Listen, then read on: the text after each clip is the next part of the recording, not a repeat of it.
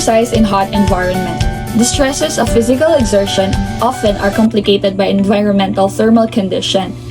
Performing in extreme heat or cold places is a heavy burden on the mechanism that regulates body temperature.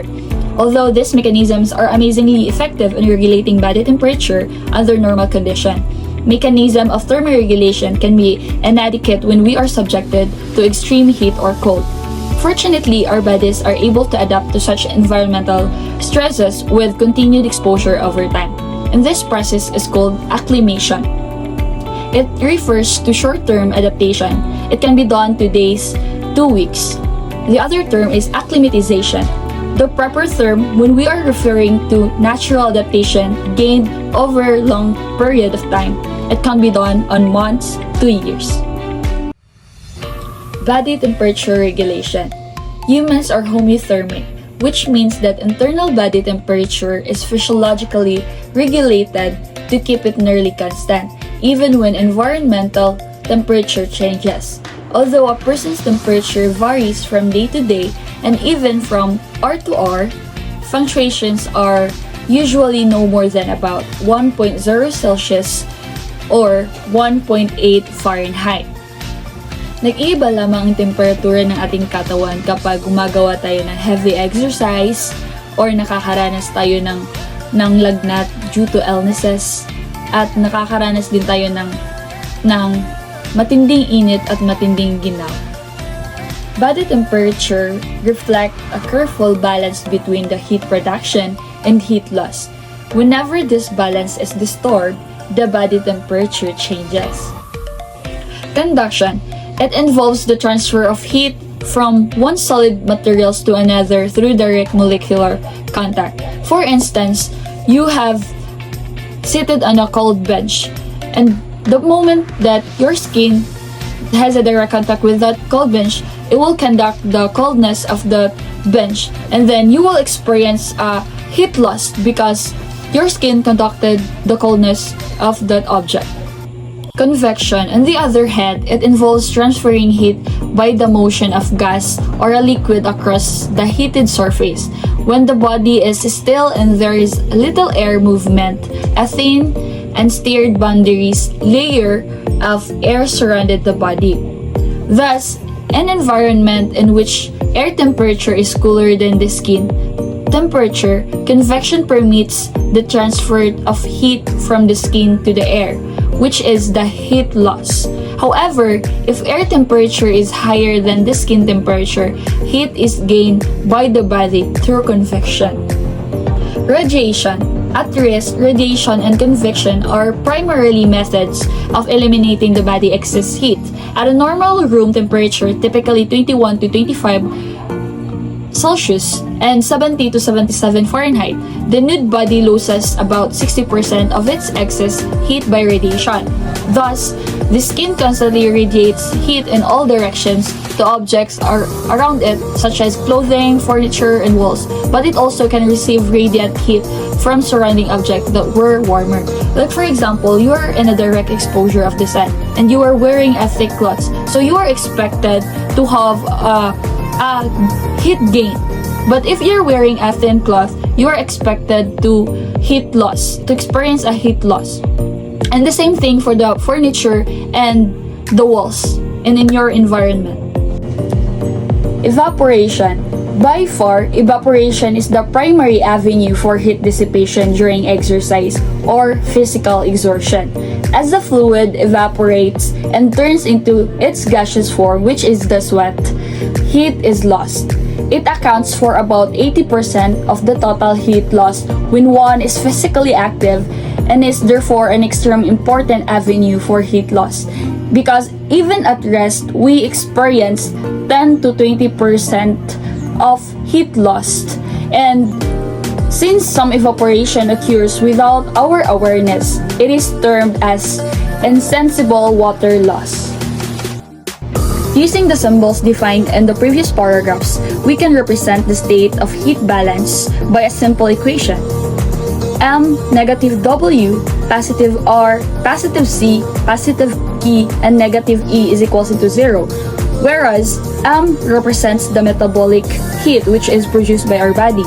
While W is a work being performed, R is the radiation, C is the convection, K is the conduction, and E is the evaporation. We notice that while R, C, and K can be either positive or heat gain or negative, a heat loss, can only be a negative because it is the evaporation, so it can only perform heat loss. When M negative, W positive, R positive, C positive, K, and negative is greater than 0, heat is stored in the body and core temperature rises. Humidity refers to the amount of water vapor present in the air. The water vapor pressure of the air plays a major role in evaporative heat loss. Relative humidity is a more commonly used term that relates the water vapor pressure of the air to that of fully saturated air, which is 100% humidity. When humidity is high, it reduces the rate of heat loss because it slows down, making it feel warmer than the actual temperature. As I said earlier, we have to balance our internal body temperature by gaining heat and losing heat. So to gain heat, we have the metabolic heat and environmental heat that has conduction, convection, and radiation. In the heat loss, we have the radiation, conduction, convection, and evaporation. Good day everyone, I am Eureka Malsby Ministerio, and today I will be discussing about the thermoregulatory control, how does the body regulate its internal temperature, the preoptic anterior hypothalamus, the body's thermostat, and lastly, thermoregulatory effectors. So let's start. Humans have a narrow range of safe internal body temperatures. Sweating and evaporation help us tolerate high external temperatures even up to 200 degrees Celsius briefly if not in contact with hot surfaces. On the other hand, the temperature limits for living cells range from about 0 degrees Celsius to about 45 degrees Celsius, and humans can tolerate internal temperatures below 35 degrees Celsius or about 41 degrees Celsius for only brief periods of time. To maintain internal temperature within these limits, we have developed very effective and in some instances, specialized physiological responses to heat and cold. So these responses involve the finely controlled coordination of several body systems. So the internal body temperature at rest is regulated at approximately 35 degrees Celsius. During exercise, the body is often unable to dissipate heat as rapidly as it is produced. In rare cases, internal body temperature can exceed 40 degrees Celsius and active muscles can reach over 42 degrees Celsius. A slight increase in muscle temperatures improves energy efficiency, but too much heat can harm the nervous system and limit the body's ability to cool down. How does the body regulate its internal temperature? First, let's have heat stress. Blood and internal temperature increase above normal 37 degrees Celsius. The hypothalamus senses the increase of the temperature. The sympathetic nervous system, or SNS, triggers vasodilation. Skin blood vessels widen, allowing more blood flow near the skin, so more heat is lost. SNS also stimulates sweat glands to become active, increasing sweat and evaporative heat loss. As a result, body temperature decreases back toward normal. In cold stress, blood and skin temperature decrease below normal 37 degrees Celsius, so the hypothalamus senses the decrease of the temperature. The SNS triggers vasoconstriction. Skin blood vessels narrow, so less heat is lost to the environment. The hypothalamus also activates skeletal muscles to shiver. Shivering increases metabolism and generates heat. As a result, body temperature increases back toward normal. So now, let's move on to the next topic, which is the preoptic anterior hypothalamus, the body's thermostat. A simple way to envision the mechanisms that control internal body temperature is to compare them to the thermostat that controls the air temperature in home. Although the body's mechanism function in a more complex manner and generally with greater precision than a home heating and cooling system. Sensory receptors called thermoreceptors detect changes in temperature and relay this information to the body's thermostats, which is located in a region of the brain called the preoptic anterior hypothalamus or POA. So the hypothalamus plays a key role in controlling body temperature. Much like how a thermostat works in a home, it has a specific set point, which is the normal body temperature it tries to maintain. When the body's temperature moves even slightly away from this set point, whether getting too cold or too hot, the hypothalamus detects the change. In response, it activates various mechanisms to bring the temperature back to normal, either by promoting heating like shivering or cooling like sweating. So this process is essential for keeping the body's environment stable. Thermoreceptors are found all over the body, especially in the skin and central nervous system. Peripheral thermoreceptors in the skin detect external temperature changes. They send information to both the POA and the cerebral cortex, allowing for both automatic and conscious responses to temperature. Central receptors are located in the hypothalamus, other brain regions, and the spinal cord, and monitor the temperature of the blood as it circulates through these sensitive areas. These central receptors are responsive to blood temperature changes as small as 0.01 degrees Celsius and to the rate of change as well.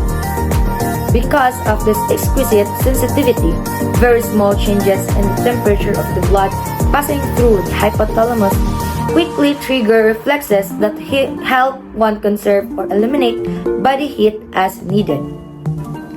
So environmental temperature changes affect thermal homeostasis and also challenge systems like blood pressure, fluid balance, and circadian rhythm. So now, let us know what are the thermoregulatory effectors. When the POA senses temperatures above or below normal, signals are sent through the sympathetic nervous systems to four sets of effectors. First is the skin arterioles. When skin or core temperature changes, the POA signals the sympathetic nervous system or SNS to adjust skin blood flow by dilating or constricting arterioles. Skin vasoconstriction is mainly triggered by SNS release of norepinephrine, helping conserve heat by reducing dry heat loss. Skin vasodilation during heat stress is more complex and not fully understood. Fine-tuning of skin blood flow is a mechanism by which minute-to-minute adjustments are made in heat balance and exchange. These adjustments are rapid and occur with no real energy cost to the body. Second, eccrine sweat glands. When skin or core temperature gets too high, the POA activates the SNS to stimulate sweat production from eccrine glands. Sweat glands activation called sympathetic cholinergic stimulation due to the acetylcholine is about 10 times more responsive to core temperature changes than to skin temperature. Sweat evaporation then removes heat from the skin. So the evaporation of this moisture, as discussed earlier, it removes heat from the skin surface. Third, skeletal muscles. Skeletal muscle is called into action when a person needs to generate more body heat. In a cold environment, thermoreceptors in the skin or core sense cold and send signals to the hypothalamus. These centers trigger shivering, rapid involuntary muscle contractions that generate heat without producing useful work, helping maintain or raise body temperature. Lastly, endocrine glands. The effects of several hormones cause the cells to increase their metabolic rates. Cooling the body triggers tyrosine released from the thyroid, increasing the metabolic rate by over 100%. Epinephrine and norepinephrine also enhance SNS activity, further boosting metabolism in nearly all body cells. So that's all of my topic today. for the continuation, I will be discussing the physiological responses to exercise in the heat.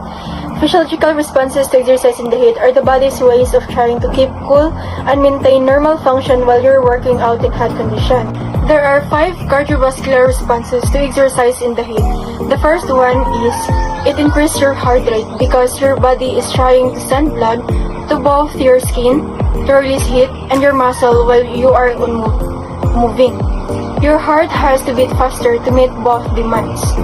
Second is, it reduces stroke volume.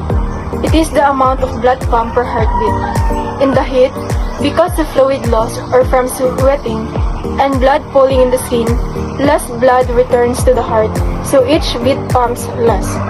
Third, it will increase cardiac output because your body tries to make up for the lower stroke volume by increasing heart rate to keep blood flowing where it's needed. Fourth is blood pressure changes. It can stay stable, drop slightly, or rise depending on the person and hydration level, but often it's maintained unless you're dehydrated or overworked. Lastly, competition for blood flow. Your muscles and skin both need blood, and sometimes the body has to prioritize one over the other, which can lead to overheating or reduce performance. The questions: what limits exercise in the heat? Exercise in the heat has limited several key factors that stress the body and reduce performance. First, dehydration. You lose fluids through sweat faster than you can replace them, which lowers blood volume and affects performance. Second, elevated core temperature. If your body can't cool itself fast enough, your core temperature rises too much, leading to fatigue or heat illness. Third, reduced blood flow to muscles. More blood goes to the skin for cooling, leaving less for working muscles. Fourth, cardiovascular strain. Your heart works harder, and if it can keep up, your performance will drop. Fifth, electrolyte imbalance. Losing too much sodium and other minerals in sweat can cause cramps, dizziness, or worse. And last, it can cause mental fatigue. Your brain also feels the heat and can make you feel tired or reduce your motivation to keep going. This graph have 4 panels. Panel A, B, C, and D. Panel A, it is a rectal temperature. This graph shows how rectal temperature changes during exercise. The red line represents exercise in a hot environment, which has 40 degrees Celsius or 110 degrees Fahrenheit. And the blue line represents exercise in a colder environment, which is 26 degrees Celsius or 78 degrees Fahrenheit. As you can see, rectal temperature increases more in the hot environment. This is because your body works harder to cool itself down in the heat. In panel B, which is the stroke volume, this shows the amount of blood pumped out with each heartbeat. In the hot environment, which is the red line, stroke volume decreases slightly as exercise intensity increases. In the colder environment, which is the blue line, stroke volume changes less. In panel C, heart rate, this shows how fast the heart beats. Heart rate increases with exercise intensity in both environments, but rises more sharply in the hot environment, which is the red line. Last is the panel D, the cardiac output. This is the total amount of blood pumped by the heart per minute. It's calculated by multiplying stroke volume and heart rate. Cardiac output increases with exercise intensity in both conditions, but the increase is more significant in the hot environment due to the higher heart rate. In short, exercising in a hot environment causes your body temperature to rise more, and it makes your heart work harder to compensate. Even though your heart pumps more blood overall or higher cardiac output, the amount of blood pumped with each beat or stroke volume might decrease slightly in order to conserve energy. So good day everyone. So let's talk about the health risk during exercise in the heat. So even though the body tries to protect itself from getting too hot working muscles, hot weather, or anything that stops heat from escaping can cause the body temperature to rise much, so which can harm how the body normally works. So here's the 6 variables must be taken into account. First, we have the metabolic heat production. Second, we have the air temperature. Third is we have the ambient water vapor pressure. Next is the air velocity. Next is the radiant heat sources. And lastly, we have the clothing. So all of these are the factors influence the degree of heat stress that a person could experience. An individual exercising on a bright sunny day with an air temperature of 23 degrees Celsius and no measurable wind experiences considerably more heat stress than someone exercising in the same air temperature but under cloud cover. The heat index tells us how hot it feels based on temperature and humidity, but it doesn't really shows us how much heat stress puts in the body. So to better measure, these experts created the wet bulb globe temperature in the 1970s. So the wet bulb globe temperature uses 3 thermometers. So the dry bulb globe for regular temperature. Second is a wet bulb globe for cooling from sweats. This shows us how much evaporation can happen. So third or lastly, a black globe for measuring heat from sunlight. So by combining these three, WBGT or the wet bulb globe temperature gives us a better idea of how hard the environment is making the body work, so especially during outdoor activities. Exposure to the combination of external heat stress and metabolically generated heat can lead to the 3 heat-related disorders. So let's go to the first disorder. So we have heat cramps. Heat cramps are the mildest type of disorder. So they cause severe painful cramps in large muscles. So usually the ones used during exercise. They happen because of sodium loss and dehydration from heavy sweating. So to prevent heat cramps, stay well hydrated and include enough salt in foods and drink more water during exercise. So second is the heat exhaustion. So heat exhaustion happens when the body becomes severely dehydrated and the heart can pump enough blood to both the muscles and the skin. So it is mainly caused by fluid loss from heavy sweating during exercise. Lastly is we have heat stroke. Heat stroke is a life-threatening emergency caused by the failure of the body system. So it happens when the core temperature rises above 40 degrees Celsius. So to prevent heat stroke, we must prioritize staying cool and hydrated, especially during sunny days. I have 6 words to end up my discussion. So to avoid hyperthermia, we have to drink more water. So second, we have to avoid exercising when it's too hot. Third, we have to wear light and loose clothes. Fourth, we have to limit heavy clothing. And next, we have to know the warning signs. Lastly, we have to use shades or go indoors. Okay? Bye-bye! So hi everyone. So I will be discuss about the acclimation to exercise in the heat. So from the word acclimation, it is the process by which the body gradually adjusts to a new environment or condition such as heat, cold, or altitude over time. It helps the body function more efficiently and reduces physical stress in those conditions.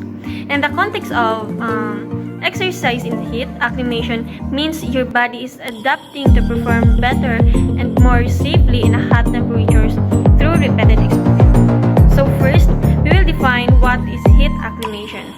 So heat acclimation or heat acclimatization refers to the body's physiological adaptation that occurs response to repeated exposure to heat, improving its ability to cope with heat stress during exercise. This process enhances thermoregulation, allowing the body to maintain a stable core temperature more efficiently in a hot environment. So especially for those who are athletes, heat acclimation is a crucial part of their training when preparing to compete in hot or humid environment. It can enhance their performance, reduce the risk of heat-related illness, and improve their recovery. So how the body adapts? Repeated exposure to heat triggers several phases of adaptation. We have mechanism of adaptation. There are 4 mechanism adaptation. First, increased fluid production. Second, improved cardiovascular function. Third is reduced risk for heat injury. And lastly,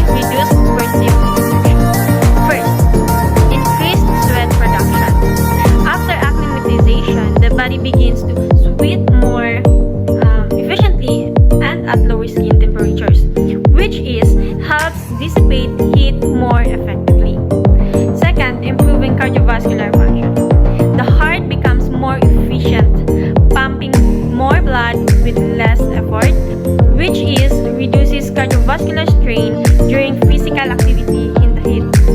Reduce risk of heat injury. This adaptation helps prevent heat-related illness such as heat stroke, heat exhaustion, and dehydration.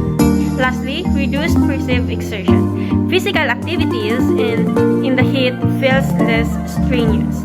So as a result, individuals, or especially to those athletes, can train and compete more effectively, recover faster, and stay safer during exercise in the heat. So why it matters? Heat acclimatization is vital for preventing heat-related illness, especially during strenuous physical activity in a hot environment. So it improves performance and reduces discomfort during exercise in the heat. So let's go to the importance of acclimatization. It enhances performance and improves tolerance.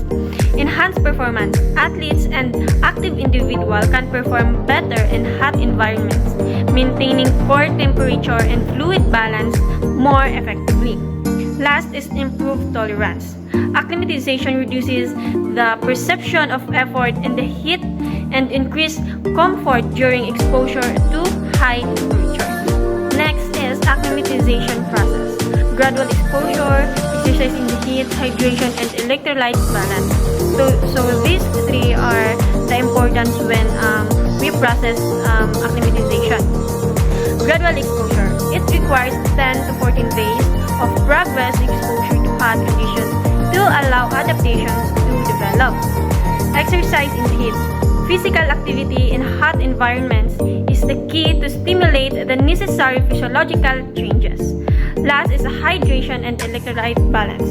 Maintaining fluid and electrolytes level is essential to support this adaptation and prevent dehydration. So lastly, let's go to the benefits of acclimatization. First, improve thermal comfort. Second, reduce risk of heat injury. Third is enhance exercise performance. So, in improved thermal comfort, acclimation allows the body to more effectively regulate temperature and maintain a comfortable core temperature in a hot environment. Second, reduce risk of heat injuries. Significantly lower the chances of a serious heat-related illness.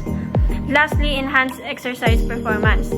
Acclimatization allows individuals to exercise for longer durations and at higher intensity in a heat. So those are the benefits of acclimatization.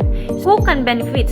Anyone who spends significant time in a hot environment or engaging in a strenuous physical activity during hot weather can benefit from heat acclimatization. It includes athletes, military personnel, construction workers, and anyone working outdoors in a hot condition, especially to those athletes who are heat acclimated. They can often perform at a higher level and maintain their performance longer in a hot environment. So, in summary, heat acclimatization is the process by which the body adapts to repeated heat exposure, leading to a better thermoregulation, reduced strain, and improved tolerance. Key adaptations include increased and more efficient sweating, improved heart function, and a lower risk of heat-related illness. So this process typically takes 10 to 14 days and involves gradual exposure, physical activity in the heat, and proper hydration. So for my conclusion, through physiological changes, individuals can perform better and stay safer in the heat. Whether for athletes, workers, or everyday individuals, proper acclimatization supports health, comfort, and optimal performance when facing high temperatures. That's all for my report. Thank you.